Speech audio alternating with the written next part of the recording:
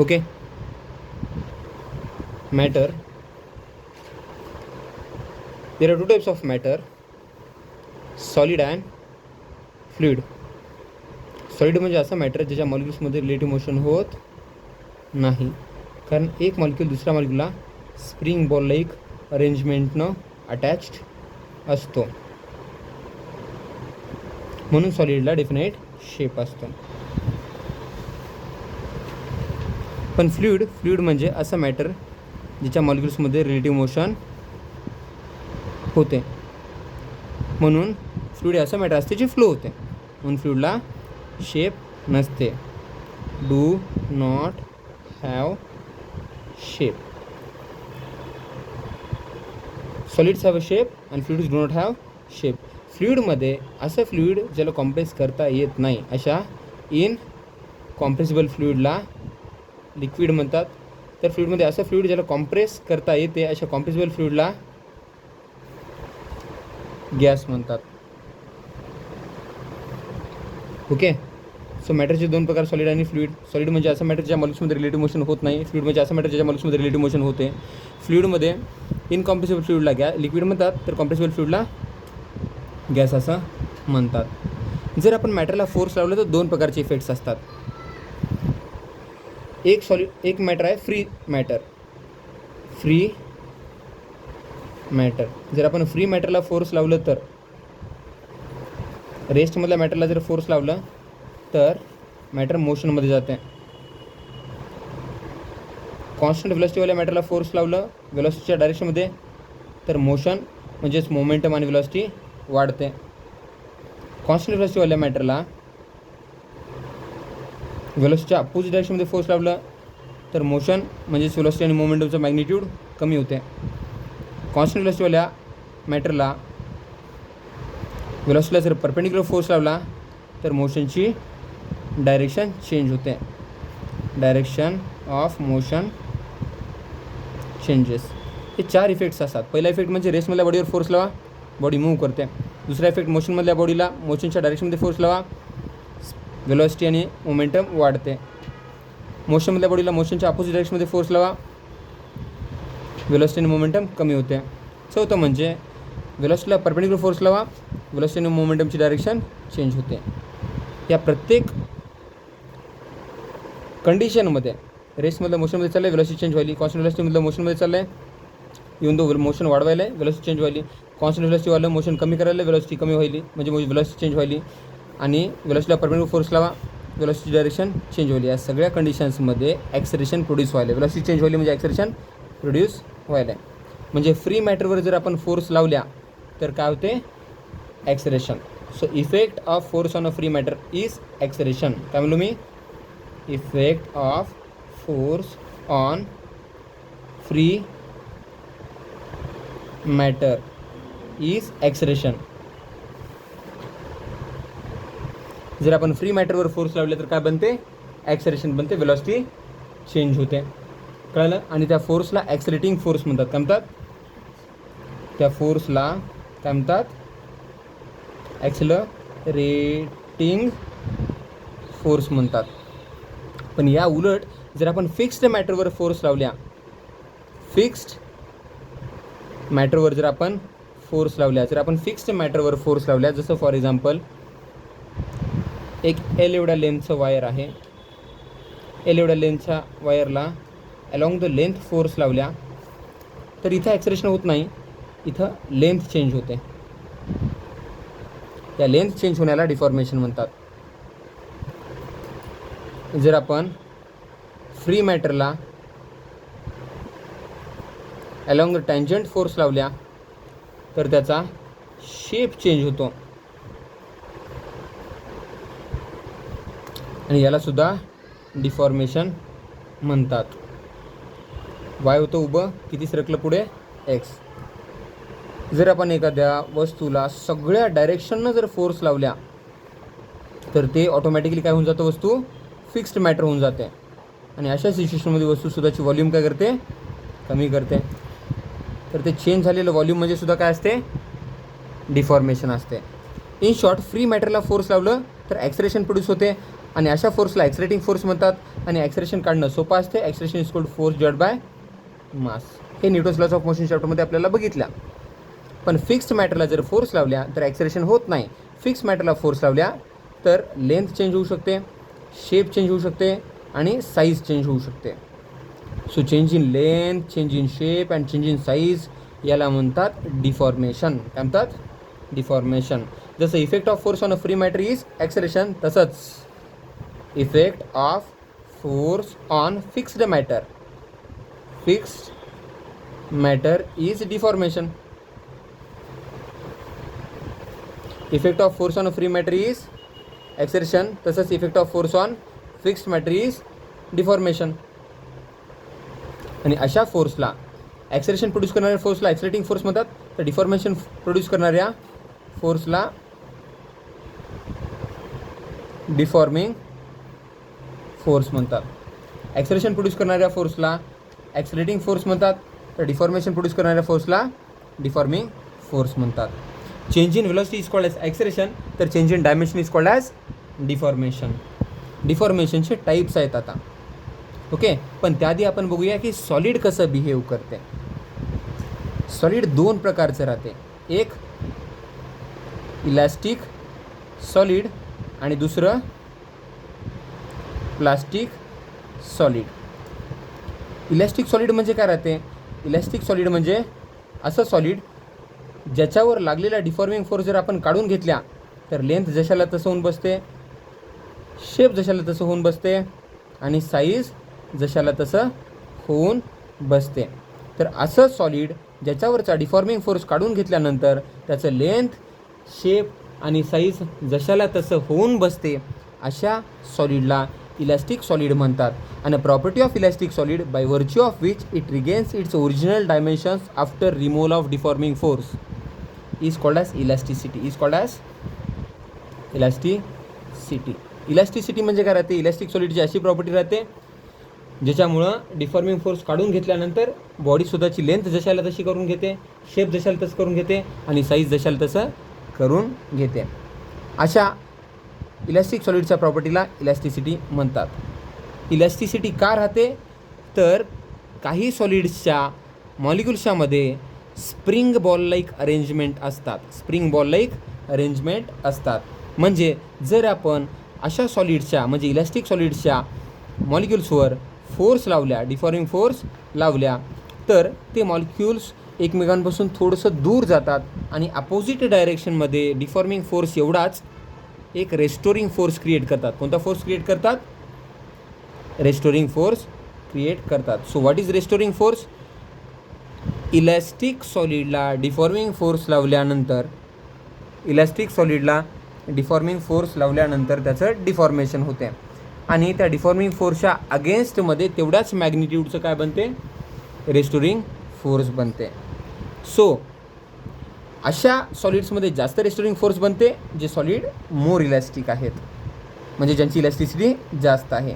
पण काही असे सुद्धा सॉलिड्स असतात ज्याच्यामध्ये रेस्टोरिंग फोर्स बनतच नाही. जसं फॉर एक्झाम्पल चिखल, पीठ, क्ले. तर अशा सॉलिड्सवर डिफॉर्मिंग फोर्स लावल्या आणि ते डिफॉर्मिंग फोर्स काढून घेतल्या तर लेंथ जशाला तशी परत होत नाही, शेप जशाला तसं परत होत नाही, व्हॉल्यूम जशाला तसं परत होत नाही. अशा सॉलिड्सला प्लास्टिक सॉलिड्स म्हणतात. काय म्हणतात? Plastic solids. So plastic solids म्हणजे असे सॉलिड्स असतात ज्यांच्यावरचं डिफॉर्मिंग फोर्स काढून घेतल्यानंतर लेंथ, शेप आणि साईज जशाला तसं होत नाही. अशा सॉलिड्सला प्लास्टिक सॉलिड्स म्हणतात. आणि त्या प्लास्टिक सॉलिडची ती प्रॉपर्टी ज्याच्यामुळं डिफॉर्मिंग फोर्स काढून घेतल्यानंतर प्लास्टिक सॉलिड स्वतःची डायमेन्शन्स रिगेन करत नाहीत, त्याला प्लास्टिसिटी म्हणतात. काय म्हणतात? प्लास्टिसिटी. नेहमी लक्षात ठेवा, elastic solids are the solids in which the solids regain their original dimensions after removal of deforming force, and plastic solids are the solids in which they do not regain their original dimensions after removal of deforming force. The property of elastic solids by virtue of which they regain their original dimensions after removal of deforming force is called as elasticity. तर the property of plastic solids by virtue of which they do not regain their original dimensions after removal of deforming force is called as plasticity. आता प्रश्न पडतो, मोर elastic कोण आहे? मोर elastic ते असतात ज्यांना deform करण्यासाठी जास्त फोर्स लावावा लागतो. लक्षात ठेवा नेहमी रबरपेक्षा स्टील जास्त इलॅस्टिक आहे. ओके. सो आपण बघितल्या की फिक्स्ड सॉलिडला जर फोर्स लावला तर डिफॉर्मेशन होते आणि अशा फोर्सला डिफॉर्मिंग फोर्स म्हणतात. डिफॉर्मिंग फोर्सच्या अगेन्स्टमध्ये इलॅस्टिक सॉलिड्समध्ये एक रेस्टोरिंग फोर्स बनतो. तर सगळ्यात पहिल्यांदा आपण बघू टाईप्स ऑफ डिफॉर्मेशन. काय बघूया? Types of deformation. डिफॉर्मेशनचे 3 टाईप्स असतात. एक अशी डिफॉर्मेशन ज्याच्यात लेंथ चेंज होते, एक अशी डिफॉर्मेशन ज्याच्यात शेप चेंज होते आणि एक अशी डिफॉर्मेशन ज्याच्यात साईज चेंज होते.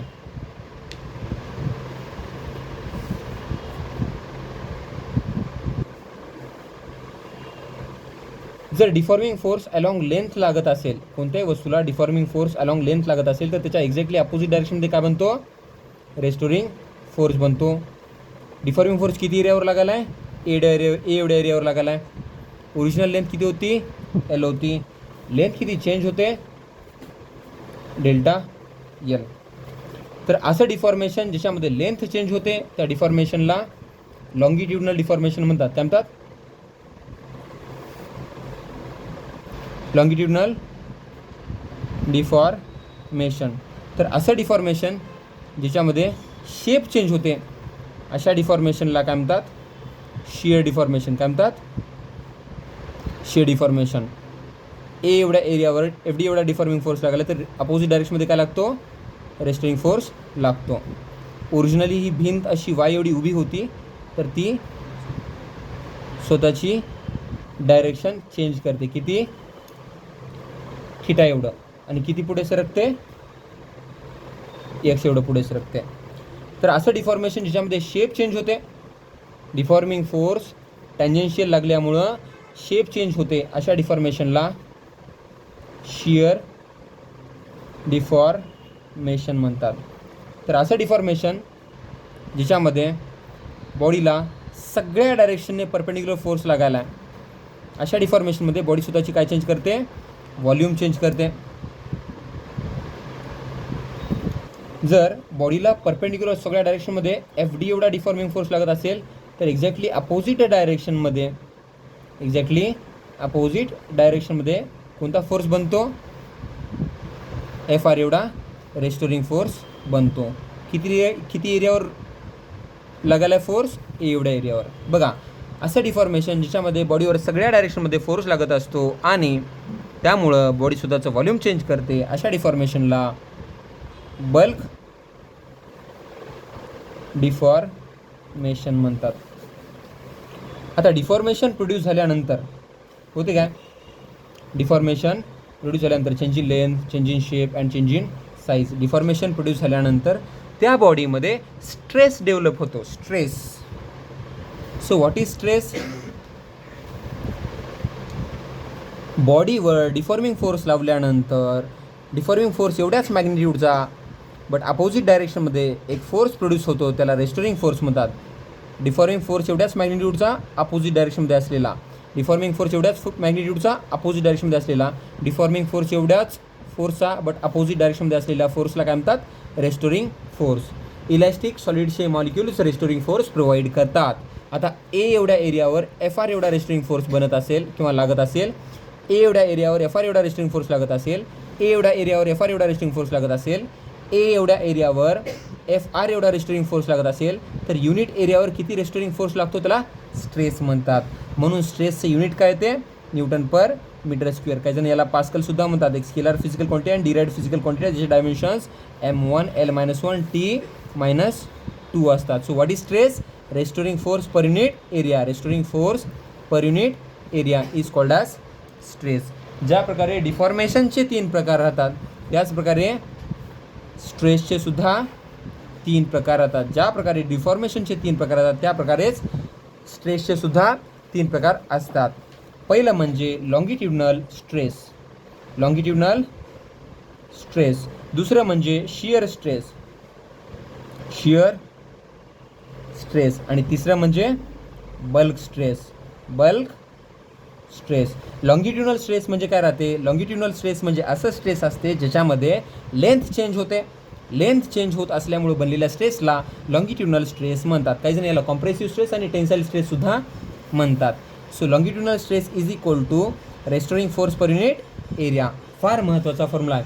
Sigma is code F by F is code sigma A is code F by sigma. कधी कधी रेस्टोरिंग फोर्सच्या जागी डिफॉर्मिंग फोर्स लिहावं लागतो, डिफॉर्मिंग फोर्सच्या जागी वेट लिहावं लागतं, वेटच्या जागी भरपूर वेळेस mg लिहावं लागतं. तर एरियाच्या जागी भरपूर वेळेस पाय आर स्क्वेअर लिहावं लागतं जर वायर असेल तर. शिअर स्ट्रेस म्हणजे असं स्ट्रेस असते जे बॉडीची शेप चेंज होते वेळेस डेव्हलप होते. Restoring force per unit area is called as shear stress.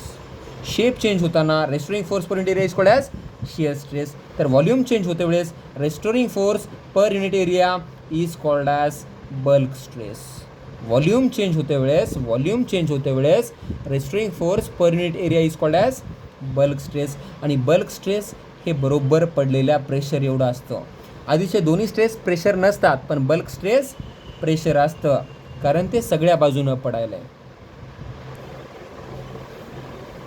पुढची कन्सेप्ट आहे स्ट्रेन. सो चेंज किती व्हायला आहे, रिलेटिव्हली चेंज किती व्हायला आहे हे समजण्यासाठी स्ट्रेन ही कन्सेप्ट आहे.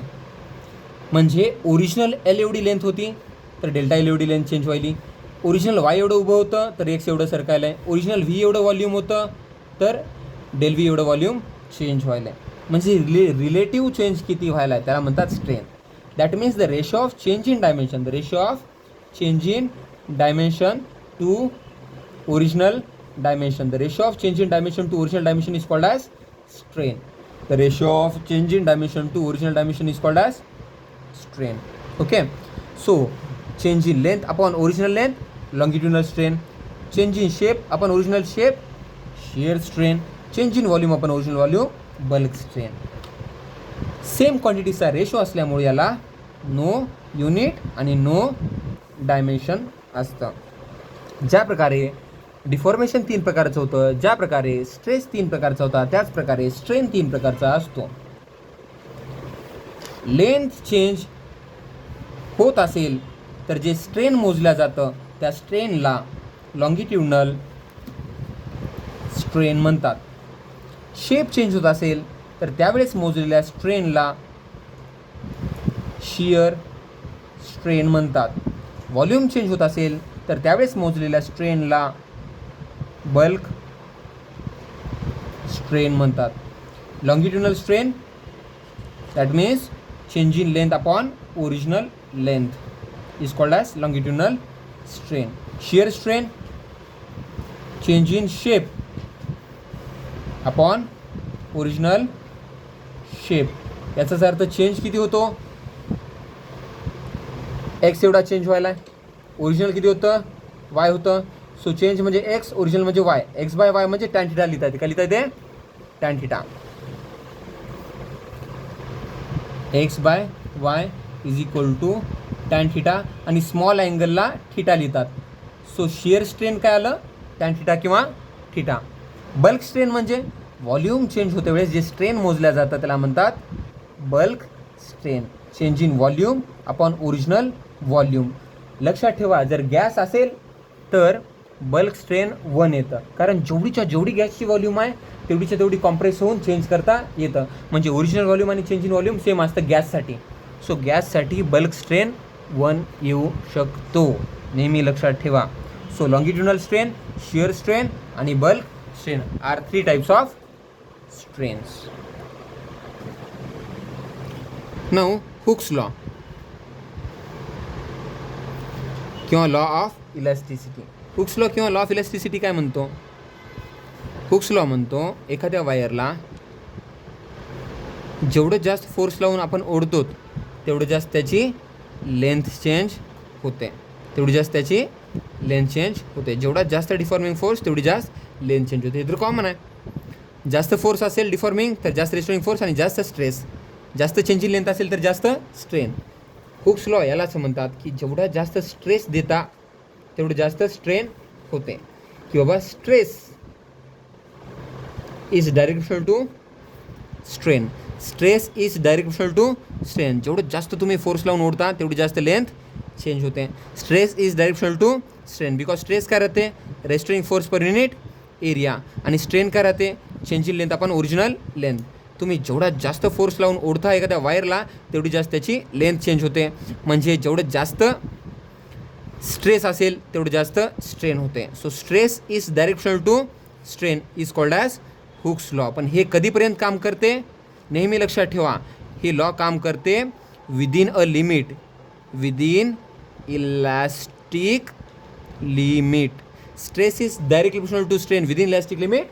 Stress is directional to strain. Therefore stress is equal to एक कॉन्स्टंट येते कॅपिटल एम इंटू स्ट्रेन येते. या कॉन्स्टंटला म्हणतात where capital M is constant of proportionality called as modulus of elasticity, called as modulus of elasticity. कधी लक्षात ठेवा, ज्या कोणत्या मॅटरचं मॉड्युलस ऑफ इलास्टिसिटी जास्त असेल त्या मॅटरला जास्त इलास्टिक म्हणतात. बघा, हे मॉड्युलस ऑफ इलास्टिसिटी सुद्धा 3 प्रकारचे असतात. पण पहिलं बघून घ्या मॉड्युलस ऑफ इलास्टिसिटी युनिट आणि डायमेन्शन. मॉड्युलस ऑफ इलास्टिसिटी काय असते? Stress divide by strain. म्हणजे स्ट्रेस स्ट्रेन कर्वच्या टँजंटला मॉड्युलस ऑफ इलास्टिसिटी म्हणतात. जर आपण स्ट्रेस स्ट्रेन कर्व काढल्या तर त्याच्या टँजंटला काय म्हणतात? मॉड्युलस ऑफ इलास्टिसिटी म्हणतात. Okay, stress divide by strain is equal to modulus of elasticity. स्ट्रेसला युनिट असतात, स्ट्रेनला युनिट नसतात. म्हणून जे स्ट्रेसचे युनिट आहेत तेच मॉड्युलस ऑफ इलास्टिसिटी युनिट म्हणजे न्यूटन पर मीटर स्क्वेअर किंवा pascal. Dimensions M1 L-1 T-2x scalar physical quantity असते आणि डिराइव्ड फिजिकल क्वांटिटी असते. जसं डिफॉर्मेशन 3 प्रकारचं होतं, जसं स्ट्रेस 3 प्रकारचं होतं, जसं स्ट्रेन 3 प्रकारचं होतं, तसंच मॉड्युलस ऑफ इलास्टिसिटी 3 प्रकारचे असतात. मॉड्युलस ऑफ इलास्टिसिटी किती प्रकारचे असतात? 3 प्रकारचे असतात. Modulus of elasticity number 1, modulus of elasticity number 2, modulus of elasticity number 3. पहिलं मॉड्युलस ऑफ इलास्टिसिटी म्हणजे यंग्स मॉड्युलस. यंग्स मॉड्युलस हे फक्त सॉलिडलाच असतं, कारण सॉलिडलाच लेंथ असते. जिथं कुठं लेंथ चेंज होत असेल तिथल्या मॉड्युलसला यंग्स मॉड्युलस म्हणतात. दुसरं modulus modulus of rigidity. Modulus of rigidity. Modulus of rigidity म्हणजे जिथं कुठं शेप चेंज होत असेल तिथल्या मॉड्युलसला काय म्हणतात? Modulus of rigidity. आणि तिसरं मॉड्युलस बल्क मॉड्युलस. याच्या रेसिप्रोकलला कॉम्प्रेसिबिलिटी म्हणतात. काय म्हणतात?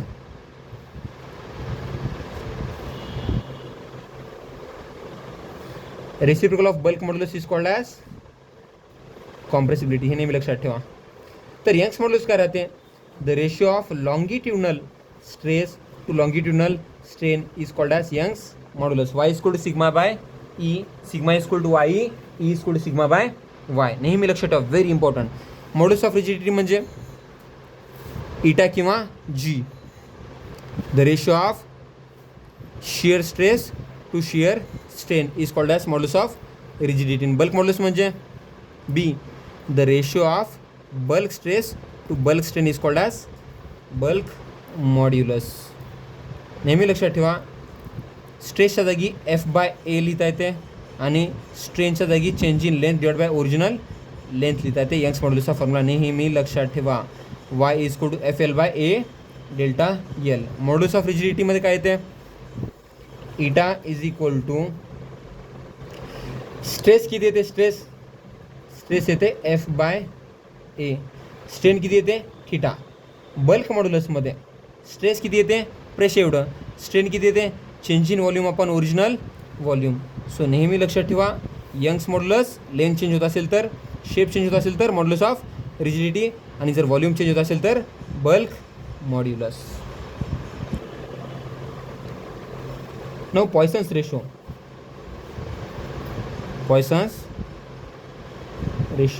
पॉइसन्स रेशो काय असते? आपण एखाद्या वायरला जर समजा डिफॉर्मिंग फोर्स लावून त्याची लेंथ वाढवली तर सायमल्टेनियसली काय होते? त्याची डायमीटर किंवा थिकनेस कमी होते. तर हे change in length upon original length, change in length upon original length याला काय म्हणतात? Longitudinal strain. तर change in thickness upon original थिकनेसला काय म्हणता येते? Change in thickness upon original थिकनेसला काय म्हणता येते? Lateral strain. कधी लक्षात ठेवा, एखाद्या वायरला जर डिफॉर्मिंग फोर्स देऊन आपण त्याची लेंथ चेंज करत असाल तर जेवढी लेंथ वाढते त्याच प्रकारे त्याचं काय होते, थिकनेस कमी होते. आणि change in thickness divide by original thickness म्हणजे लॅटरल स्ट्रेन आणि change in length divide by original length म्हणजे longitudinal strain. The ratio of lateral strain to longitudinal strain is called as Poisson's ratio. The ratio of lateral strain to longitudinal strain is called as Poisson's ratio. Now important point is relation between Young's modulus, modulus of rigidity, bulk modulus आणि पॉइसन्स ratio यांच्यातलं relation काय असते. पहिलं relation म्हणजे Young's modulus is equal to 3 times bulk modulus into 1 minus 2 into Poisson's ratio. दुसरं relation म्हणजे Young's modulus is equal to 2 into modulus of rigidity multiplied by 1 plus Poisson's ratio. तिसरं relation म्हणजे important आहे, 9 by Young's modulus is equal to 3 by modulus of rigidity plus 1 by bulk modulus. हे relations important असतात.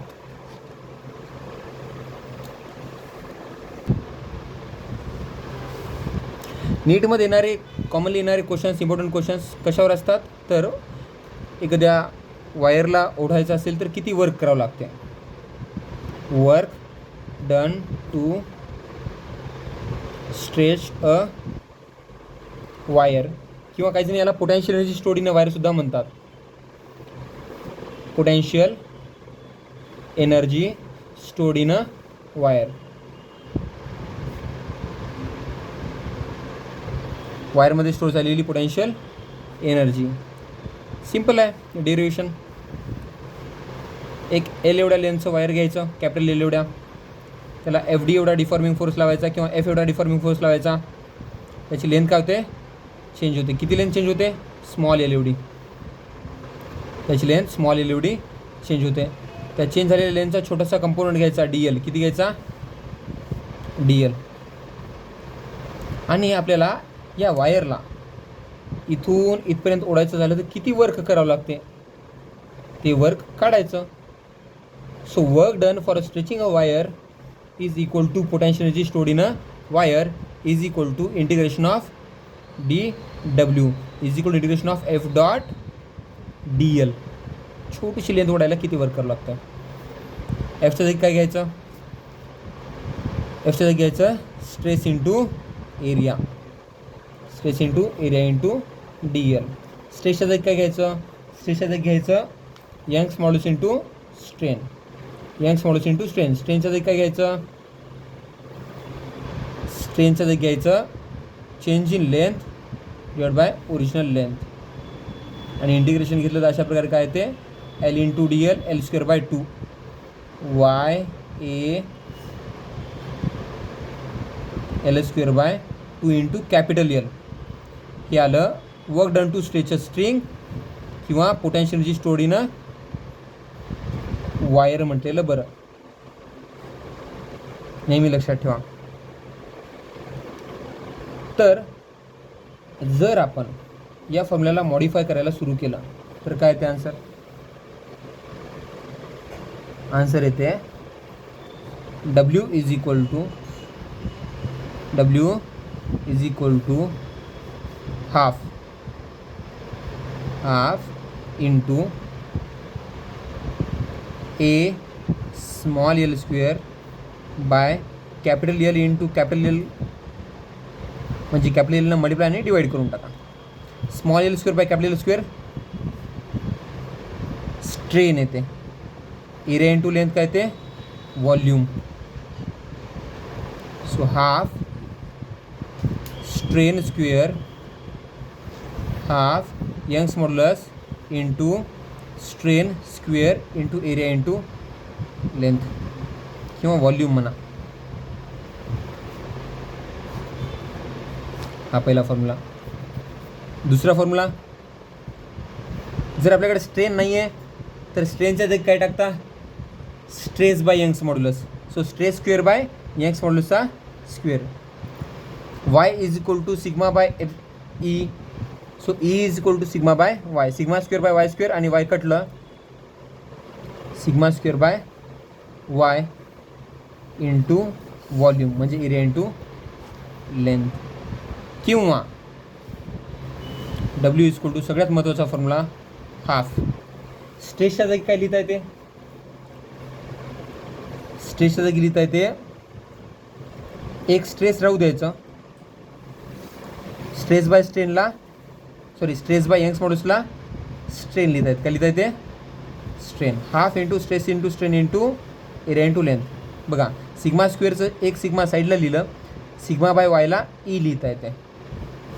So हे सगळे फॉर्म्युले आहेत work done to stretch a wire, ज्या वायरचा एरिया ए आहे, लेंथ एल आहे, किंवा व्हॉल्यूम किती आहे ए एल एवढं व्हॉल्यूम असलेल्या वायरला ओढायचं असलं तर किती वर्क करावं लागते, half Y E square into L, half sigma square by Y into L, आणि सगळ्यात महत्त्वाचं half into stress into strain into L. याच्यावरून एक इम्पॉर्टंट फॉर्म्युला बनते बघा. आपल्याला फक्त फोर्स आणि चेंज झालेली लेंथ देतात, आपल्याला फक्त सांगतात की एफ एवढ्या फोर्सने एल एवढी लेंथ चेंज झाली आणि वर्क डन काढा म्हणतात. तर अशा वेळेस काय करायचं, अशा वेळेस हाच फॉर्म्युला यूज करायचा, हाफ इंटू स्ट्रेसच्या जागी एफ बाय ए, स्ट्रेनच्या जागी small l by capital L, आणि वरी काय होतं ए एल. बघा एल कॅन्सल, आणि एका झटक्यामध्ये वर्क डन किंवा पोटॅन्शियल एनर्जी येऊन जाते. Potential energy stored in a wire is equal to work done to stretch a wire is equal to half करायचं, फोर्स करायचं इंटू चेंज इन लेंथ करायचं, आणि आन्सर येऊन जाते. मोस्ट ऑफ द क्वेश्चन त्याच्यानं solve होतात. नाव एनर्जी डेन्सिटी म्हणजे काय असते, एनर्जी डेन्सिटी म्हणजे काय असते, energy divide by volume, energy stored per unit व्हॉल्यूमला एनर्जी डेन्सिटी म्हणतात, आणि सिम्बॉल आहे स्मॉल यू. बघा याला व्हॉल्यूमने डिवाइड करा, याला व्हॉल्यूमने डिवाइड करा, आणि याला व्हॉल्यूमने डिवाइड करा, आन्सर काय येते बघा. पहिलं येते half Y E square, volume आणि एल कटते. दुसरं काय येते half sigma square by Y, L कटते. तिसरं काय येते हाफ स्ट्रेस इंटू स्ट्रेन. म्हणून कधी लक्षात ठेवा, स्ट्रेस स्ट्रेन ग्राफचा जर एरिया कोणी विचारला तर आन्सर येते एनर्जी डेन्सिटी म्हणजे एनर्जी पर युनिट व्हॉल्यूम. स्ट्रेस स्ट्रेन ग्राफचा जर कोणी एरिया विचारला तर काय येते, स्ट्रेस स्ट्रेन ग्राफचा एरिया काय येते, स्ट्रेस स्ट्रेन ग्राफचा एरिया येते stress into strain, stress into strain म्हणजे यू, स्मॉल यू म्हणजे एनर्जी डेन्सिटी किंवा energy stored per unit volume.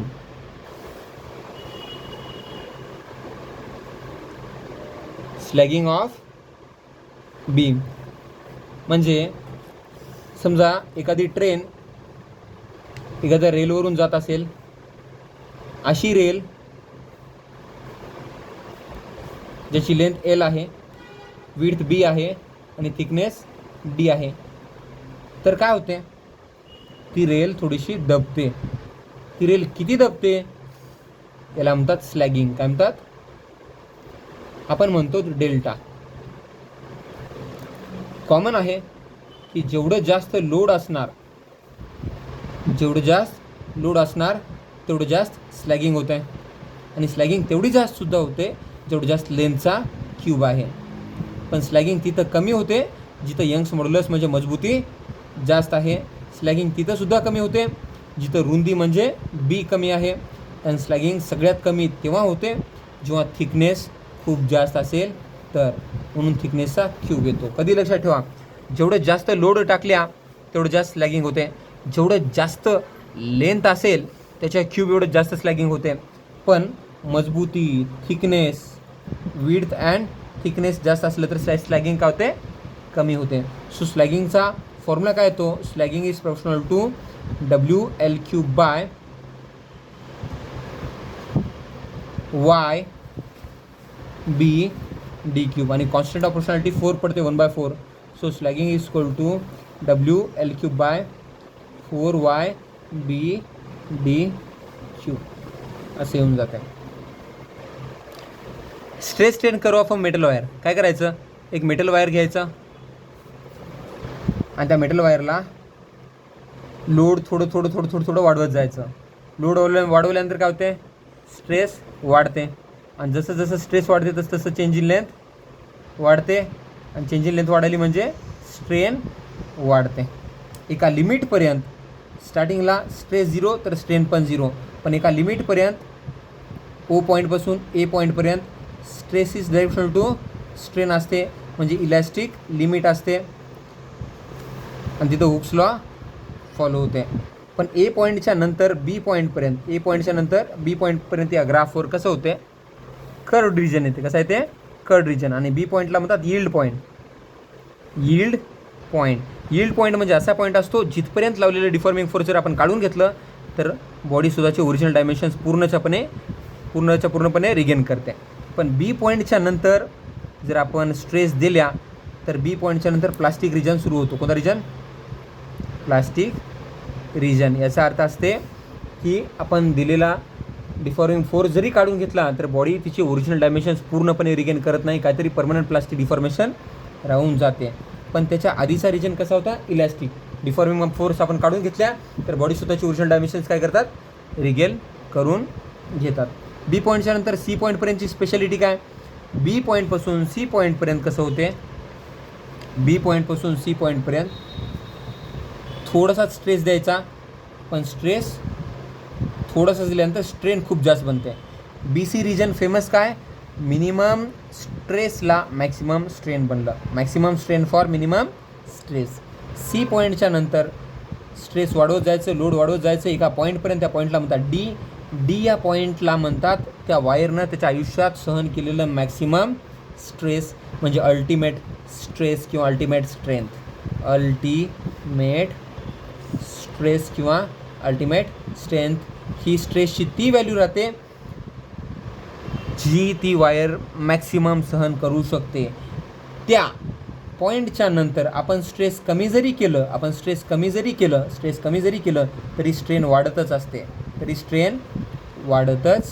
असते.